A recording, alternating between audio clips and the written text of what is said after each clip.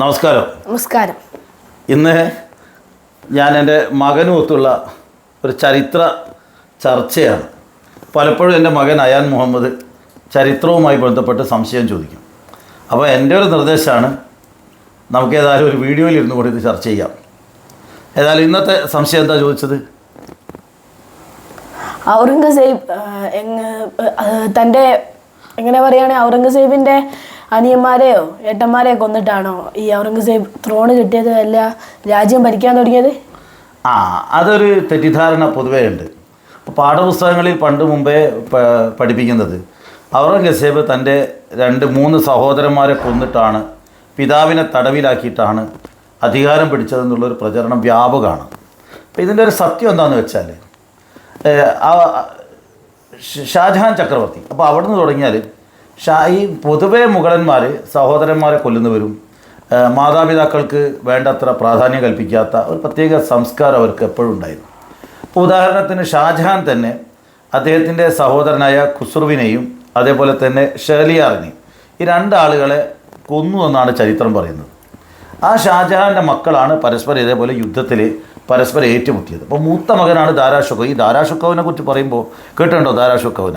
ദാരാഷുക്കോ പറയുകയാണ് ഷാജഹാൻ്റെ ഏറ്റവും ഫേവറേറ്റ് സണ്ണായിരുന്നു. അതുകൊണ്ട് തന്നെ ഔറംഗസേബിന് ഏറ്റവും ലീസ്റ്റ് ഫേവറേറ്റ് സണ്ണായതുകൊണ്ട് ഔറംഗസേബിന് എപ്പോഴും യുദ്ധത്തിനെ വിടുന്നുകൊണ്ട്, അതായത് ഔറംഗസേബിന് എപ്പോഴും ഡെക്കാണിലും മറ്റു യുദ്ധത്തിന് വിടും. അതായത് ഈ യുദ്ധത്തിൽ വിജയിക്കുന്നൊരു ഘട്ടത്തിൽ അതിൻ്റെ ക്രെഡിറ്റ് എടുക്കാൻ ദാരാഷുക്കോ സമ്മതിക്കില്ല. അപ്പോൾ യുദ്ധം ചെയ്തതിനൊരു വിജയം പിതാവിൽ നിന്നൊരു അഭിനന്ദനം കിട്ടുന്നൊരു സാഹചര്യം ഒരിക്കലും ഉണ്ടായില്ല. ദാരാഷുക്കോവാണ് ഷാജഹാൻ്റെ ഏറ്റവും ഇഷ്ടപ്പെട്ട മകൻ. ദാരാഷുക്കോവ് വലിയൊരു പണ്ഡിതനായിരുന്നു. 50ഓളം ഉപനിഷത്തുക്കൾ പേർഷ്യൻ ഭാഷയിലേക്ക് വിവർത്തനം ചെയ്ത, മഹാഭാരതവും അതേപോലെ തന്നെ രാമായണവും ഒക്കെ തന്നെ പേർഷ്യൻ ഭാഷയിലേക്ക് വിവർത്തനം ചെയ്യാൻ നേതൃത്വം കൊടുത്ത വലിയൊരു സംസ്കൃത പണ്ഡിതൻ കൂടിയായിരുന്നു. അദ്ദേഹം മധുരയിൽ പോയി താമസിച്ച് സംസ്കൃതം പഠിച്ച വലിയൊരു പണ്ഡിതൻ കൂടിയായിരുന്നു ദാരാഷുക്കോവ്. പക്ഷേ ദാരാഷുക്കോവ് 50-ൽ തന്നെ ഔറംഗസേബും സഹോദരനായ ഷാ ഷൂജിയും, അന്ന് ഇളയ സഹോദരൻ മുറാദിന് പ്രായപൂർത്തിയായിട്ടില്ല, മുറാദിൻ്റെ കൂടാതെയുള്ള 2 സഹോദരന്മാർ അന്ന് തന്നെ പരാതി പറഞ്ഞിട്ടുണ്ട്. ദാരാഷുക്കോവ് തങ്ങളെ എന്ത് ചെയ്യാൻ നോക്കുന്നുണ്ട്, കൊല്ലാൻ, വധിക്കാൻ ശ്രമിക്കുമെന്ന് അന്ന് തന്നെ അവർക്ക് സംശയമുണ്ട്. അപ്പോൾ സ്വാഭാവികമായിട്ടും ഇവർ തമ്മിൽ പരസ്പര വിശ്വാസമില്ലായിരുന്നു. ഏത് സമയവും ആരും ഏറ്റുമുട്ടുന്നൊരു സാഹചര്യമായിരുന്നു. അപ്പോൾ അതുകൊണ്ട് എന്തുണ്ടായെന്ന് വെച്ചാൽ, ഷാജഹാൻ കീഴിൽ പെട്ടെന്ന് അസുഖം പിടിച്ചു. ഒരു ദിവസം ദർബാറിൽ പുറത്തേക്ക് വന്നില്ല. അപ്പോൾ അതോടുകൂടി മാരകമായ അസുഖമാണെന്ന് കണ്ടപ്പോൾ ദാരാഷുക്കോവ് കണക്കാക്കി പിതാവ് മരിക്കുകയാണ്, വാപ്പ മരിക്കുകയാണ്. ഈ വാർത്ത പുറത്തു വരാതിരിക്കാൻ വേണ്ടി ശക്തമായ നടപടിയെടുത്തു. പക്ഷെ അത് ചോർന്നു. എങ്ങനെയോ വാർത്ത ഔറംഗസേബിൻ്റെ അടുത്തെത്തി.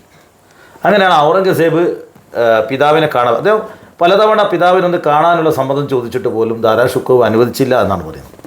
ഏതായാലും അദ്ദേഹം സൈന്യമായിട്ട് വന്നു.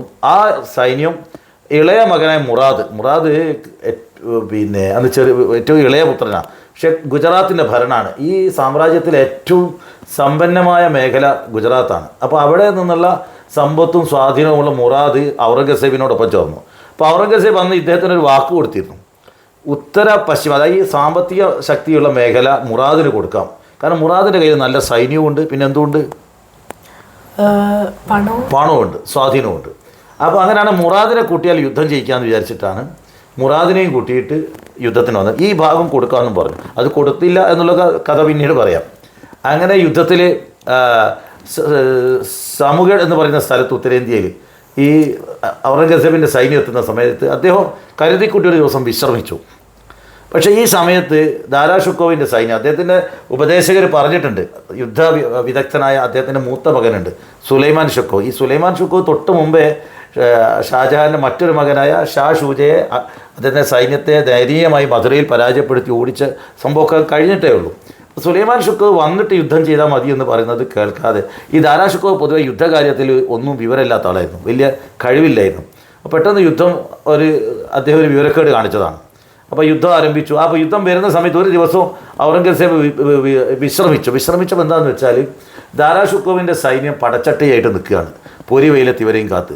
അതിൽ പലരും തളർന്ന് വീണു, സൈനികർ പലരും ക്ഷീണിച്ചു, വെള്ളം കിട്ടാതെ നിർജ്ജലീകരണം ഉണ്ടായി, മൃഗങ്ങളൊക്കെ തന്നെ ആനയും കുതിരയും ഒക്കെ തന്നെ വല്ലാതെ തളർന്നു. അങ്ങനെ വല്ലാതെ യുദ്ധത്തിൽ 1-ാം ഘട്ടത്തിൽ തന്നെ പരാജയം വന്നു. അങ്ങനെയാണ് ഔറംഗസേബ് അടുത്ത ദിവസം വരുന്നത്.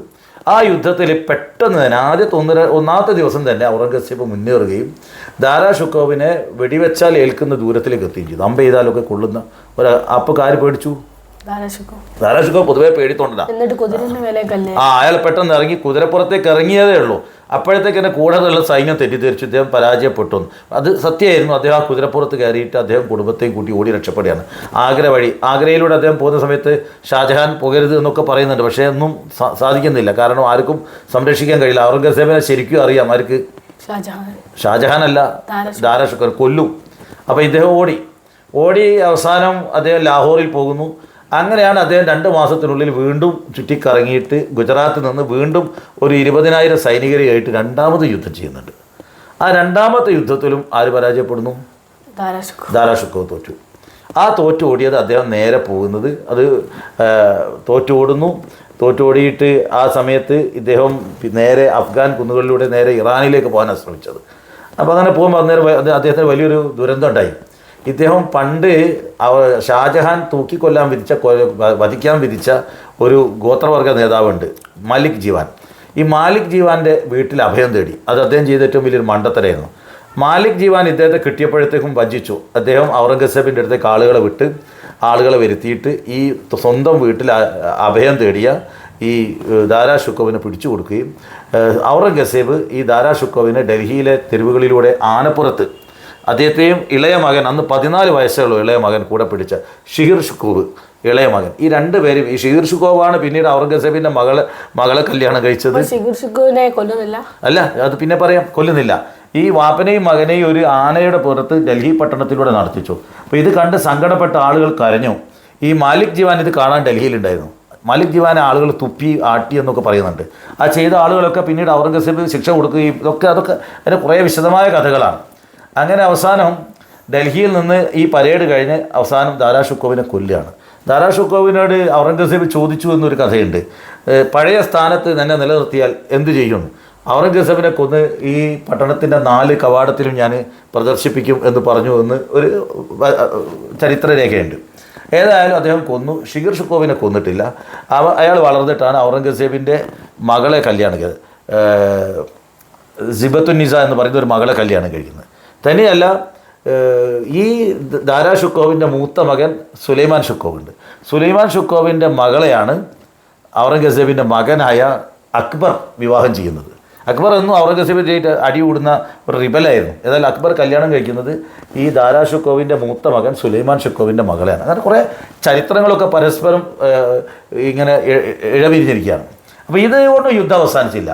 ഈ മുറാദ്, നമ്മൾ നേരത്തെ പറഞ്ഞില്ല, മുറാദ് ഇദ്ദേഹത്തിൻ്റെ കൂടെ കൂടിയിരുന്നു. മുറാദിൻ്റെ സൈന്യം 20,000-ഓളം വരുന്ന സൈനികരുണ്ട്. മുറാദ് സ്വന്തം നൽകുന്ന തീരുമാനം എടുക്കാൻ തുടങ്ങി. സൈനികർക്ക് ശമ്പളം കൂട്ടി. അപ്പോൾ ഔറംഗസേബിന് മനസ്സിലായി ഇത് ശരിയല്ല, അതിപ്പോൾ തന്നെ നിർത്തണം.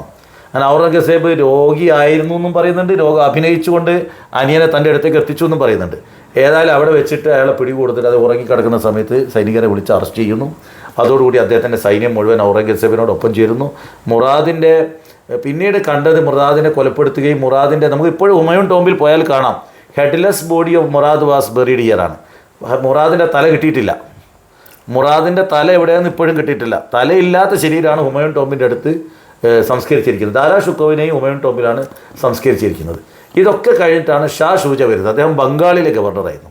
അപ്പോൾ അദ്ദേഹം വന്നു, യുദ്ധം ചെയ്യുന്നു. അദ്ദേഹം ഇതേപോലെ തന്നെ അലഹാബാദിനടുത്തുള്ള ഖജവയിൽ വെച്ച് ഔറംഗസേബിൻ്റെ സൈന്യമായിട്ട് ഏറ്റുമുട്ടുന്നു. ആ യുദ്ധത്തിൽ അദ്ദേഹവും പരാജയപ്പെട്ടു. അദ്ദേഹം തിരിച്ചോടി നേരെ ബംഗ്ലാദേശ് വഴി ബർമയിലെത്തി. ബർമയിലെ രാജാക്കന്മാർ അവർ പേടിച്ചു. അപ്പോൾ ഇദ്ദേഹം അവിടെ വന്ന് പുതിയൊരു സൈന്യം ഉണ്ടാക്കി തങ്ങളെ തോൽപ്പിക്കുന്നു. അവിടെ വെച്ച് അവർ ഈ ആരെ കൊല്ലുന്നു? ഷാ ഷുജയും കൊല്ലുന്നു. അങ്ങനെയാണ് ഈ 3 സഹോദരന്മാരും അവർ കൊല്ലപ്പെടുന്നത്. അതായത് ഇതിൽ ദാരാ ഷുക്കോവിനെയും അതേപോലെ തന്നെ മുറാദിനെയും സത്യത്തിൽ കൊല്ലുന്നത് ഔറംഗസേബാണ്, യുദ്ധത്തിലാണ്. അപ്പോൾ ഇതിലിപ്പോൾ ഔറംഗസേബ് യുദ്ധത്തിന് പോയിട്ടില്ലായിരുന്നെങ്കിൽ ഷാ ഷുജ യുദ്ധം ചെയ്യുമായിരുന്നു. ഇവർ രണ്ടും ഇല്ലെങ്കിൽ മുറാദ് യുദ്ധം ചെയ്യുമായിരുന്നു. ഇനി ഇവരാരും യുദ്ധം ചെയ്തിട്ടില്ലെങ്കിൽ ദാരാ ഷുക്കോവ് മറ്റു സഹോദരന്മാരെ കൊല്ലാനും ഇല്ലായ്മ ചെയ്യാനും ഒക്കെ തന്നെ ശ്രമിക്കുകയായിരുന്നു. അത് മുഗള ചരിത്രത്തിൻ്റെ ഭാഗമാണ്. ഇത്തരം എന്താ പറയുക, ദുഃഖകരമായ ചരിത്രങ്ങളൊക്കെ അതിൻ്റെ ഭാഗമാണ്. അങ്ങനെയാണ് അവസാനം ഔറംഗസേബ് സമ്പൂർണ്ണമായ അധികാരം ഏറ്റെടുക്കുന്നതും 49 വർഷം നീണ്ട 40. ഇതിനിടയിൽ നമ്മുടെ ഷാജഹാൻ്റെ കാര്യം. ഷാജഹാനെ ദാരാ ഷുക്കോവ് പരാജയപ്പെട്ട് ഓടിയപ്പോൾ മുറാദും അതേപോലെ തന്നെ ഔറംഗസേബും ചേർന്നുകൊണ്ട് ഗേറ്റ് അടച്ചുകൊണ്ട് വെള്ളം നിഷേധിക്കുന്നു. അവസാനം ഗത്യന്തരമില്ലാതെ അദ്ദേഹം പരാജയം സമ്മതിക്കുന്നു, ഖജനാവ് കൈമാറുന്നു. അദ്ദേഹത്തെ തടവിലിട്ട്, അതായത് ആഗ്ര ഫോർട്ടിൽ താജ്മഹൽ കാണാൻ അവസരം കൊടുത്തുകൊണ്ട് അദ്ദേഹത്തിൻ്റെ ജീവിതം മുഴുവൻ അദ്ദേഹത്തെ പരിചരിച്ചത് ജഹനാറ ബീഗം എന്ന് പറയുന്ന മൂത്ത മകളാണ്. 3 പെൺകുട്ടികളായിരുന്നു ഷാജഹാൻ ഉണ്ടായിരുന്നത്. മൂത്ത മകൾ ജഹനാറ ബീഗം ദാരാഷുക്കോവിന് അനുകൂലമായിരുന്നു, അദ്ദേഹത്തിനോടൊപ്പമായിരുന്നു. രണ്ടാമത്തെ മകൾ റോഷനാറ ബീഗം. റോഷനാറ ബീഗം ഔറംഗസേബിന് അനുകൂലമായിരുന്നു. 3ാമത്തെ മകളാണ് ഗോഹനാറ ബീഗം, അവർ മുറാദിനൊപ്പമായിരുന്നു. അപ്പോൾ 3 സഹോദരിമാർ ഇതിൽ 3 ആങ്ങളമാരോടൊപ്പം ചേർന്നു. ഷാ ഷുജയുടെ കൂടെ പെങ്ങന്മാർ ചേർന്നിട്ടില്ല. അങ്ങനെയാണ് അവസാനം മരിക്കുന്നത് വരെ ജഹനാറ ബീഗമാണ്. മരിക്കുന്ന സമയത്ത് ഷാജഹാൻ എനിക്ക് ഒന്ന് തലയുയർത്തി പിടിച്ച് താജ്മഹലിന് നേരെ തിരിച്ചു വെക്കാൻ പറഞ്ഞു. അങ്ങനെ താജ്മഹൽ കൺകുളിർക്കെ കണ്ടുകൊണ്ടാണ് ഷാജഹാൻ മരിക്കുന്നത്. ഔറംഗസേബ് 49 വർഷം ഭരിക്കുന്നു. അദ്ദേഹം ഔറംഗാബാദിൽ വെച്ചാണ് മരിക്കുന്നത്. ആ കഥ നമുക്ക് പിന്നീട് അദ്ദേഹത്തിൻ്റെ ചരിത്രമൊക്കെ പിന്നീട് പറയാം. ഇന്ന് പറയുന്ന കാര്യങ്ങളെക്കുറിച്ച് എന്താണ് അഭിപ്രായം? നല്ലത് തന്നെ. എനിക്ക് ഔറംഗസേബിൻ്റെ ചരിത്രത്തെക്കുറിച്ച് വളരെയധികം കാര്യങ്ങൾ മനസ്സിലായി. അപ്പോൾ ഇതേക്കുറിച്ച്, അതായത് ദാരാഷുക്കോവ് ഭരണകാര്യത്തിൽ ദാരാഷുക്കോവിനെ കുറിച്ച് എന്താ മനസ്സിലായത്? ദാരാഷുക്കോ പറയുകയാണെങ്കിൽ ഷാജഹാന്റെ ഫേവറേറ്റ് സണ്ണായതുകൊണ്ട് അവനെ വല്ലാണ്ട് ആലോചിച്ച് വളർത്തിയത് കൊണ്ട് യുദ്ധം തന്നെ യുദ്ധപരിചയമല്ലായിരുന്നു. ഈ യുദ്ധപരിചയം ഉണ്ടെങ്കിൽ ആര് വന്നിട്ടേ യുദ്ധം ചെയ്യുള്ളൂ?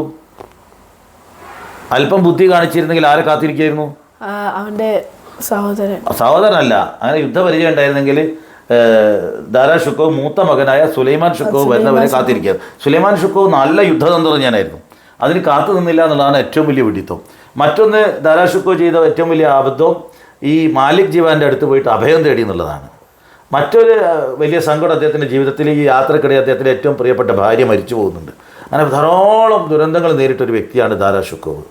അങ്ങനെ ഈ യുദ്ധത്തിൽ അദ്ദേഹം തന്ത്രങ്ങളുടെ പരാജയം കൊണ്ടാണ് ഈ യുദ്ധത്തിൽ പരാജയം. ഔറംഗസേബിൻ്റെ കൂടെ ചെറിയ സൈന്യമുള്ളത്, മുഗള സൈന്യം സമ്പൂർണ്ണമായിട്ട് ദാരാഷുക്കോവിൻ്റെ കൂടെ ഉണ്ട്. പക്ഷെ അത് സമർത്ഥമായി ഉപയോഗിക്കുന്നതിൽ ദാരാഷുക്കോവ് പരാജയപ്പെട്ടു. അങ്ങനെയാണ് അദ്ദേഹം പരാജയപ്പെട്ടത്. ഇപ്പോൾ തോന്നുന്നത് ദാരാഷുക്കോ ആയിരുന്നു ഔറംഗസേബിനേക്കാളും നല്ല രാജാവ് ആയിരുന്നു. അങ്ങനെ പറയാൻ പറ്റില്ല.